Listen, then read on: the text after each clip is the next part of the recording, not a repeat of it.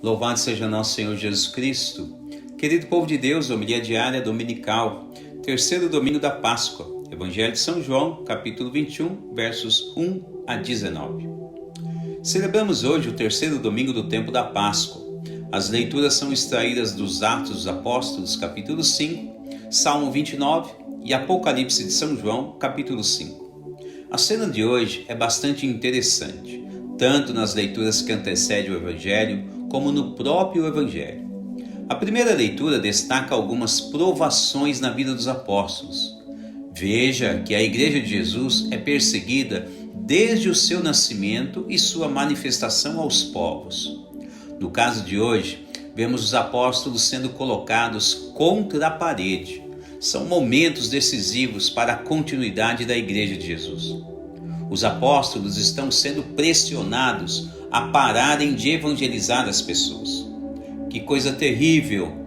E a que ponto chega os ciúmes e a inveja do ser humano?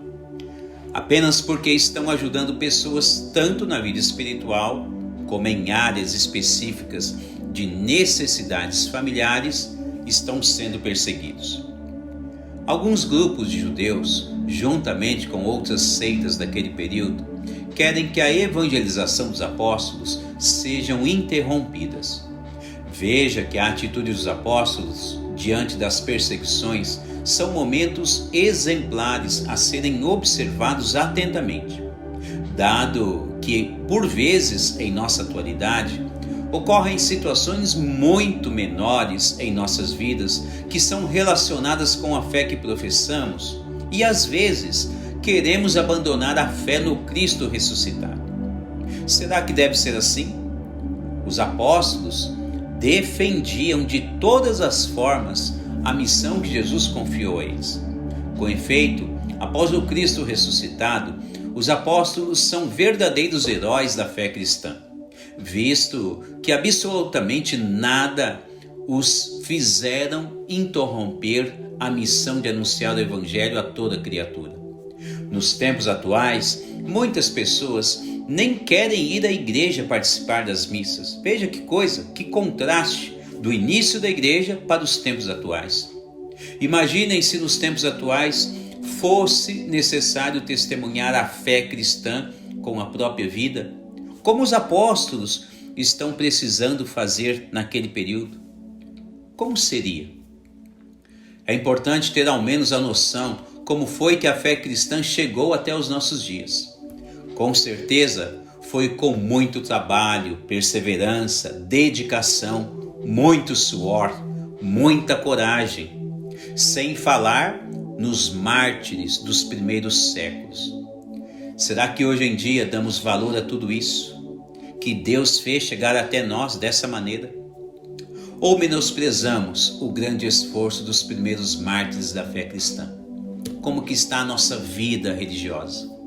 Tudo isso deve ser muito bem analisado e refletido por cada um de nós, a fim de que cada pessoa tenha consciência e, se caso nunca valorizou, ainda há tempo aprender a dar valor em tantos benefícios espirituais que temos acesso hoje em dia devido aos primeiros mártires da fé cristã. Deve ser levada em consideração, em primeiro lugar, a entrega de Jesus. Depois, graças à coragem e martírio de muitos cristãos dos primeiros séculos de nossa era, igualmente. Interessante ter a sensibilidade e perceber que, de fato, a fé cristã é moldada pelo esforço, coragem e, em alguns casos, mesmo com o martírio. Seria bom todo cristão compreender que o reino do céu deve ser conquistado com muito esforço, muito suor e coragem igualmente por parte de cada um. Notem que o Salmo canta que diante de todo o sacrifício realizado, tendo em vista a vida nova no Cristo ressuscitado, o Senhor nosso Deus sempre nos livrará de qualquer tipo que seja o mal e ainda escutará todas as nossas orações. Por um motivo como este, não valeria a pena esforçar-se cada vez mais para estar sempre ao lado de Jesus, sobretudo a partir da Eucaristia?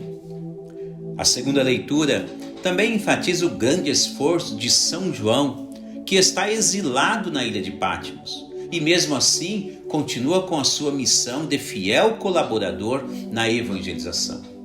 E por isso Deus concede a ele dons sobrenaturais, e neste caso específico, com uma visão mística, a qual ele envia como uma mensagem vinda do céu a várias regiões daquele período, alertando a muitos líderes religiosos do cristianismo como Deus gostaria que cada um deles atuasse e agissem em suas vidas, pois Deus tratará cada um conforme as suas obras realizadas.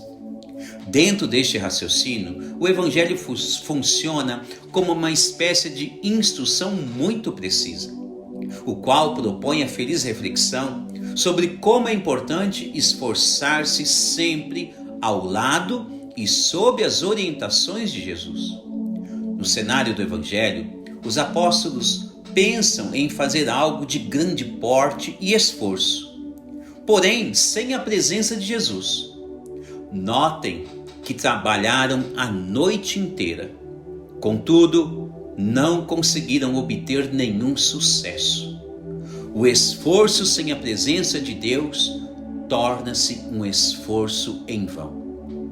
Contudo, ao momento seguinte, quando escutam a voz de Jesus em suas vidas e resolvem obedecer metodologicamente o que Jesus instrui eles a fazerem, reparem que o resultado do trabalho deles é outro.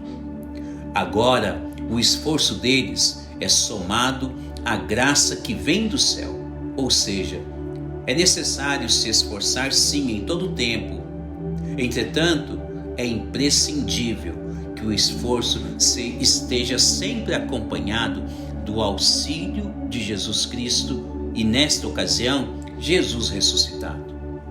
Quando os apóstolos ouviram as instruções de Jesus, pegaram tantos peixes que o barco encheu, ou seja, sucesso garantido naquele trabalho ao lado de Jesus. Diante disso, ao final do Evangelho, vemos Jesus perguntar a Simão Pedro se de fato ele ama as suas ovelhas, indicando que ele precisará de muito empenho, persistência e auxílio da graça advinda do céu, a fim de que o maior número possível do rebanho de Jesus não se perca jamais. Pois amar a Jesus e sua igreja requer sim esforço de cada pessoa, dado que em certas ocasiões, ainda assim, amando a Jesus e sua igreja, muitas pessoas podem ser provadas em suas vidas diárias, apenas com o objetivo de que sejam fortalecidas no caminho da fé cristã e assim permaneçam sempre fiel ao lado de Jesus, semelhante como aconteceu com os apóstolos, dentro da visão geral da liturgia de hoje. Seja uma pessoa feliz e completa, seguindo as instruções de Jesus. Louvado seja nosso Senhor Jesus Cristo.